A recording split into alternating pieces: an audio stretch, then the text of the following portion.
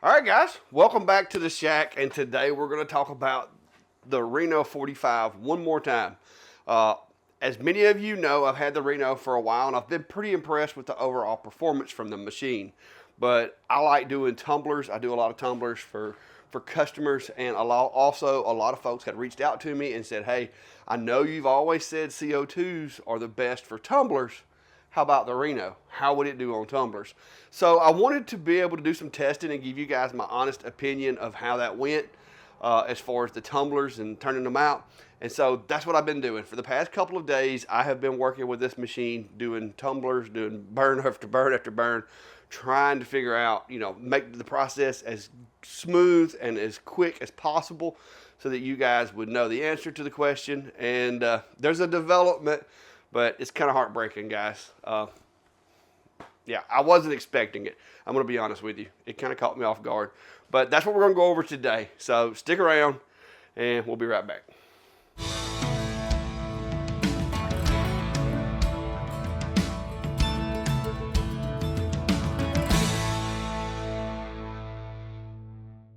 All right, so I want to start by saying that the findings of my video are based on my experience, my skill level, the software that I traditionally use, as well as my knowledge of other programs, which is very limited.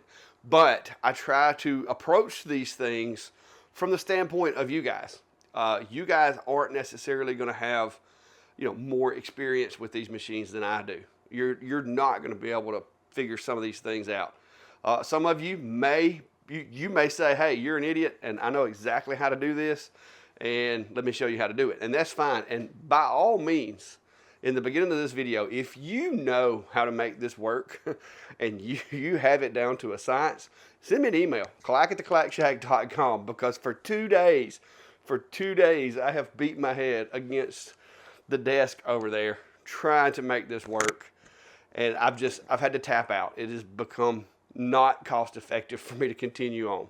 So with that said, I want to start out by saying this little machine for flat materials, for engraving, for cutting acrylic, I like it. I've really enjoyed the machine.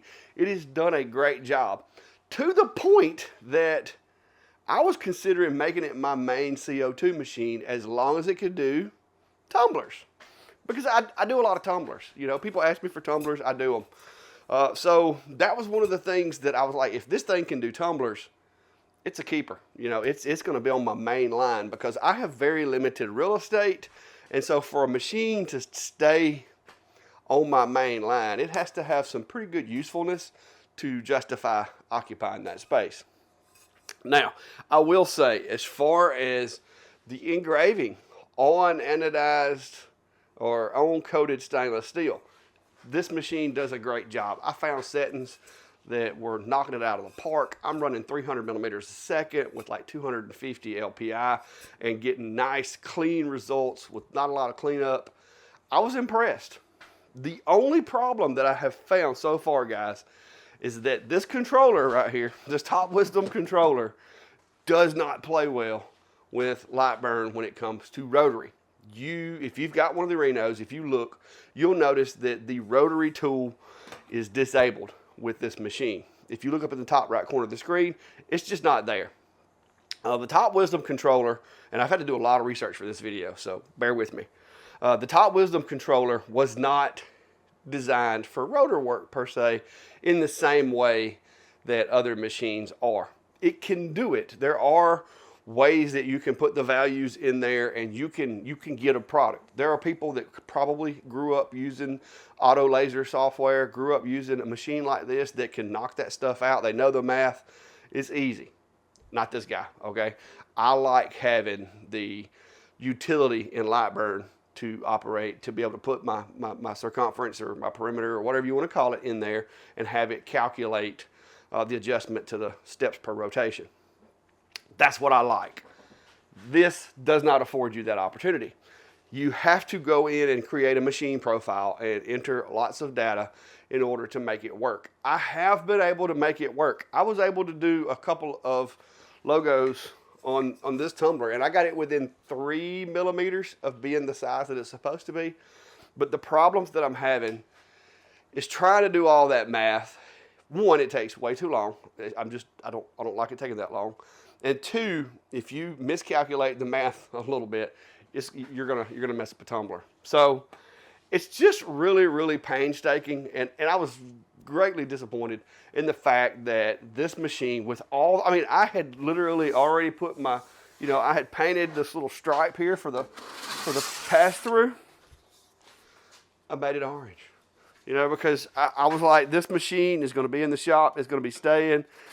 And I'm not saying that it's going anywhere now, but I'm a little disappointed in the fact that the Rotary did not work. So I do know if you want to do tumblers, I do know that Monport sells a Rotary specifically for this machine. Now, with that said, I think what they have done is they've already set it's a roller, not a chuck. So I think what it is they have already set up the software to work with that roller. So if you have this machine, are tumblers out of the question? No, I think you can do them. I haven't seen a lot of people doing it, and I think I know why now, but I think you can do them. But you're going to be limited to the roller, not necessarily a chuck. I wanted to use a chuck. That's what I use with all of the machines that I use. I do not like a roller.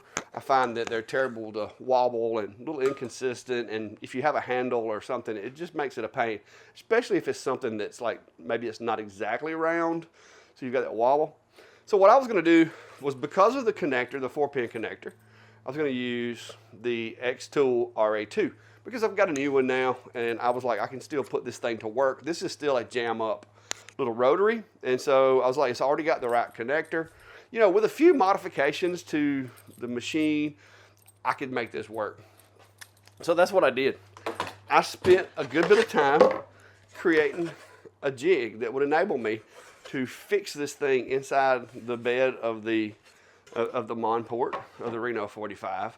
Got everything set up. Mechanically speaking, the Rotary, the machine, the ability to engrave, everything was perfect until I actually tried sizing a file. That's where I ran into trouble. I could make it engrave. I can get it really close, but being able to precisely size graphics by using the Rotary tool and having it, fix the oblong shapes and all that, that is out of the question. So I think that's probably going to be a big hindrance for most of you guys. Now, the rest of you, if you're good with, if you've got the machine and you want to do some of these and you're good with using the standard flat roller, then maybe it works for you. And I'll show you exactly how I came up with being able to make everything sit still. They may have a better approach. Their chuck may actually have holes to index it with. I'm not sure. But yeah, I had this thing figured out, man. I was excited. I was really excited. I was like, man, this is going to be an awesome tumbler machine, because the results that I'm getting as far as the actual engraving are really good, really good. The fact that you don't have to jack the machine up or go through the bottom of it to engrave a tumbler makes it safer, makes it easier to contain the odor. I mean, there were so many things going for it until that. Now, if you have this machine, and let's say you have another laser that has decided that it doesn't want to work, that happens to have a Ruida controller. Me and Steve have discussed the fact that it wouldn't be a major undertaking to install a Ruida controller in the Reno 45, which would enable you to be able to control the Rotary more effectively. Like I said, using the auto laser software, which is clunky. I know why nobody uses it anymore. Using the auto laser software, I was able to change some settings and so forth, but it is a little bit cumbersome. It's more effort than most people are going to want to do, unless you grew up running these machines 20 years ago. So that's the big letdown, and that is my opinion. So with that considered, is this still a good machine for folks to purchase that want a CO2 on a budget? And the answer is yes, absolutely. Now, if tumblers are your thing, if tumblers are how you make your money, then no, I would not do this. But for all other things, for engraving wood, for doing things that'll fit inside the machine, it does a great job. I like the Top Wisdom controller. For that, I was unaware that the limitations of the Top Wisdom controllers, all the way up to the point to where I couldn't get it to work in Lightburn. I had got the jig built. I had the rotary set in there. I even made one for the old RA2 because I knew you guys were going to ask. So I designed one for the old base for the RA2, and then the RA2 with the accessories. And coincidentally, they left some holes, and you can see this is how I kind of designed my files. I put this in there, I mark the holes, and then I drill them. Once I confirm that I drilled it in the right place, then I measure it and transfer it over to my file. But anyway, I designed those, got that working like a champ. And it wasn't until I did a little bit of testing at Lightburn, and I went up to set the rotation, when I realized, where's the rotary tool? That it's supposed to be right here. So I thought maybe my instance of Lightburn's glitched. So I opened up another machine and it's there. And so that's when I realized, oh my gosh, it's the controller. And sure enough, that's when I found that this controller does handle rotary work differently.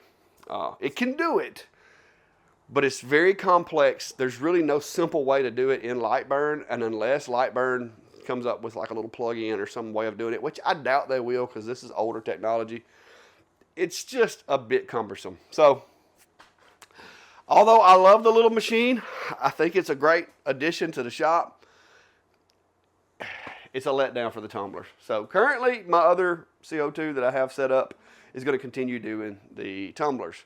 It also has a little bit bigger workspace, but I was really willing to overlook the workspace restrictions on this machine if it would do tumblers, because I like the speed, I like the agility, I like the simplicity of it. So as far as anything other than rotary work, I think the machine is a good investment. It works well so far. I haven't had any problems with it. I've been running the stew out of it, trying to do all this rotary stuff. And for you guys that think that this stuff, just these videos just occur, this is me using a wasted tumbler. This is a test tumbler.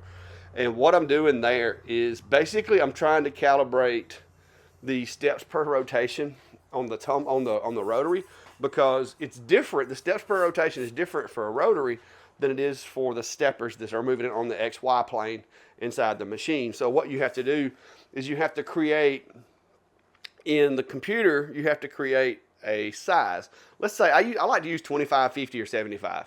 Those are good numbers to use because it's big enough to be able to tell a difference. And then once you get it really dialed in, I'll go to 100 or 200 just to make sure, because the bigger the area is, the more extreme the deviance is going to be if your numbers aren't right. So what I do is I'll put like a 25 millimeter tall box in there, usually 25 by 5. And the reason I do 25 by 5 is because I'm really not worried about the x-axis. The x-axis is unchanged. It's the y-axis is all I'm adjusting. So I know that as long as this is 5 millimeters wide on the first one or two, I mean, I haven't messed anything up. So doing them 5 millimeters wide affords me to be able to do several on a piece of tape, because I like using my painter's tape to do those, and then once I get through with the test, I take the painter's tape off. Now it does mark the tumblers. You can see there, that's got marks all over it.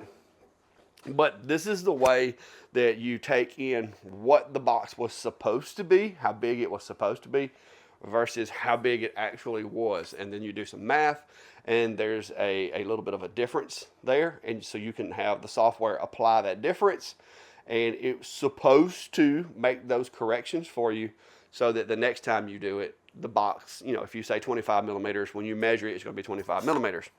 And I did this until I was blue in the face with this machine, and I'm not having any luck. I honestly think that somewhere inside the controller there's some restrictions, some limitations, and it won't let me change it. I'm not sure. I don't know. I do suspect, however, since there's only one rotary listed for this machine, that the machine it is calibrated for that specific rotary. And so you just go and put in the size of your tumbler and you're good to go. I think they basically locked it down so that you can't change a whole lot of things. And I think that's what's keeping me from being able to set up the RA2. So a bit of a bummer because I'm not going to use a roller when I have machines that can use a chuck. So, but other than that, like I said, if rotary work is not your concern, if you don't care about rotary work, I still love the machine. It's doing a great job. It did get this nice fancy little paint job and everything. So it's a great machine. I am enjoying it. It was a bit heartbreaking with the fact that I can't do tumblers on it because it is really fast and it does a really good job of the coated metal. So it was a bit of a heartbreaker. But there you go, guys. I still like the machine. Not digging on it. It is an older technology as far as the Top Wisdom controller, but when you get a budget machine, you get budget parts. And the Top Wisdom controller is substantially cheaper than a Rueda. Like I said, I have entertained the idea of purchasing a Rueda controller and putting in it.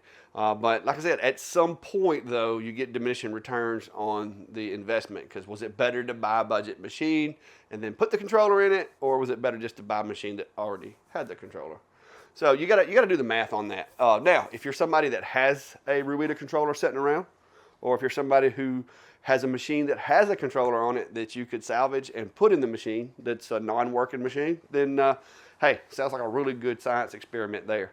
And like I said, we will see. But for now, guys, I like the machine, but it's a no-go for rotary work. So I'm sorry. Monport, I appreciate it. It's a great machine, and maybe Monport should create one of these and make it a tumbler machine and go ahead and stick a Rueda controller in it. Upcharge for it, make it a little more expensive, but call it the Reno 45 Pro Vision Rotary. Just playing. Shorten the name, guys. Shorten the name. But yeah, and you could even put an orange stripe on it if you wanted to. But yeah, I think the machine has some great potential when it comes to rotary work. But with this controller, it's just not happening. So there you go. Let's wrap things up, guys. All right, guys. So like I said, I have been very busy here in the shop for the past couple of weeks. If you don't already know about it, Steve and I have our Sunday Night Live coming up on the 21st of December. This is 2025 in case you're watching this in the future. And we're going to be giving away lots and lots of different machines, accessories, little small lasers. There's going to be a plethora of prizes to be won. And you got to be there to win. You got to be present in the lobby when we call your name. There's going to be spinning wheels and name pickings and all that good stuff.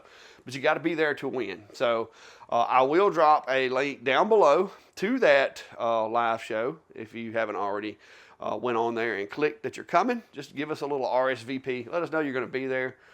We are having many companies to kind of pitch in and help provide you guys with some prizes for the event. So be sure to let those companies know that you appreciate them contributing, and it's going to be a great time. December the 21st at 6 p.m. Not 7 like we usually do, but 6 p.m. We're going to be getting started early because there's so much stuff to give away. But until then, guys, I hope this helps you out if you were thinking about doing tumblers with your Monport Reno 45, or if that was what you were looking at buying the machine for. I just felt like this was something that you might need to know. So there we are, guys. Until next time, be safe and have a good day.